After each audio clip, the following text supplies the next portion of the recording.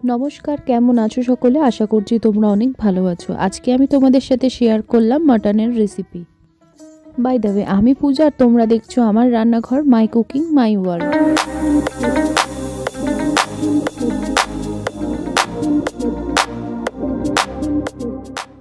তোমরা অনেকভাবে মাটনের রেসিপি করে খেয়েছো, বাট আমার রেসিপিটা একবার ফলো করে বানিয়ে খেলে কিন্তু মটন খেতে খুব সুস্বাদু হবে। আমি এখানে 1 কেজি মাটন নিয়ে নিয়েছি। এবার কিছুটা পরিমাণে টক দই দিয়ে সেটাকে ম্যারিনেট করে কিছুক্ষণ আমি রেস্টে রেখে দেব।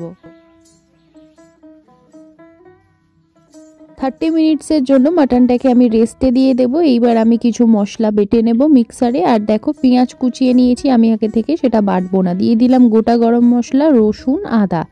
এবার এটার একটা পেস্ট ভালো করে বানিয়ে নেব। অন্যদিকে কড়া বসিয়ে তাতে সর্ষের তেল দিয়ে দিলাম তেজপাতা, শুকনো লঙ্কা, গোটা গরম মশলা দিয়ে দিলাম, তার সাথে পেঁয়াজটাকে ভালো করে কিন্তু লাল করে ভেজে নিতে হবে। পেঁয়াজটা লাল করে ভাজা হয়ে গেলে এবার আমি মশলাটাকে দিয়ে আবারও ভালো করে কষিয়ে নেব। মাটন করতে একটু টাইম লাগে, বাট যত তোমরা মাটনটাকে কষাবে তত কিন্তু খেতে খুবই সুস্বাদু হবে। দিয়ে দিলাম নুন, হলুদ গুঁড়ো, লঙ্কা গুঁড়ো, জিরে গুঁড়ো, ধনে গুঁড়ো। তার সাথে দিয়ে দিলাম স্বাদ মতো চিনি আর কাশ্মীরি রেড চিলি পাউডার। এবার সব মশলাগুলোকে নিয়ে ভালো করে কষিয়ে নিতে হবে। এইভাবে কষিয়ে নেওয়ার পর যখন তেল ছেড়ে আসবে তখন আমি মাটনগুলোকে দিয়ে আবারও ভালো করে কষিয়ে নেব। মাটন কিন্তু যত কষিয়ে রান্না করবে তত কিন্তু খেতে খুবই সুস্বাদু হবে।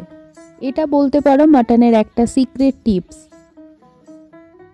আমি এখানে 1 ঘন্টা টাইম নিয়ে মাটনটাকে ভালো করে কষিয়ে নিয়েছি। কষিয়ে নেওয়ার পর একটা প্রেসার কুকারে মাটনটাকে ঢেলে দিয়ে সামান্য একটুখানি জল দিয়ে এখানে আমি 11টা মতো সিটি দিয়ে দিয়েছি। সিটি দেওয়ার পরেই দেখো মাটনটা খুব সুন্দর কিন্তু সিদ্ধ হয়ে গেছে, একদম রেস্টুরেন্টের মতো।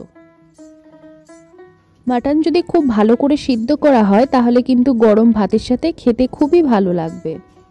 মাটন কিন্তু তৈরি হয়ে গেছে 2 মিনিটেই। সহজ পদ্ধতিতে মাটনের রেসিপি তোমাদের সাথে শেয়ার করলাম। নিত্য নতুন রান্নার ভিডিও দেখার জন্য চ্যানেলটিকে এখনই সাবস্ক্রাইব করে নাও। ভিডিওটা ভালো লাগলে লাইক করো আর কমেন্ট করে জানিও কেমন লাগলো। দেখা হচ্ছে নতুন কোনো ভিডিওতে। ভালো থাকবে।